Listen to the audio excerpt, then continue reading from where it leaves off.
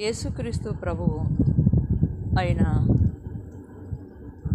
శిలువ మీద ఉండి కూడా ఒక బాధ్యత కలిగిన కుమారుడుగా తన తల్లి ఎడల బాధ్యత కలిగి ఉన్నాడు. ఈరోజు దేవుని బిడ్డలకి ఎంత బాధ్యత కలిగి ఉందో మనం ఈ వాక్యాన్ని బట్టి గ్రహించుకోవాలి. యేసుక్రీస్తు ప్రభు శిలువ మీద ఉండి కూడా ఆయన గాయపరచబడి కూడా శిలువ వేయబడి కూడా ఆయన తన తల్లి గురించి బాధ్యత ఆలోచిస్తున్నాడు. తన తల్లి బాధ్యతని యోహానికి అప్పగించాడు. అమ్మా యోహానే ఇక్కడి నుంచి నీ కుమారుడని, అమ్మా ఇదిగో నీ కుమారుడు. యోహానుతో అన్నాడు ఇదిగో నీ తల్లి అంటున్నాడు. అంటే యేసుక్రీస్తు ప్రభు ఎవరంటే బాధ్యత కలిగిన దేవుడు.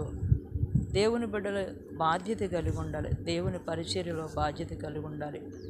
దేవుని ఆత్మీయ తల్లిదండ్రుల పట్ల బాధ్యత కలిగి ఉండాలి. కన్న తల్లిదండ్రుల పట్ల కూడా బాధ్యత కలిగి ఉండాలి.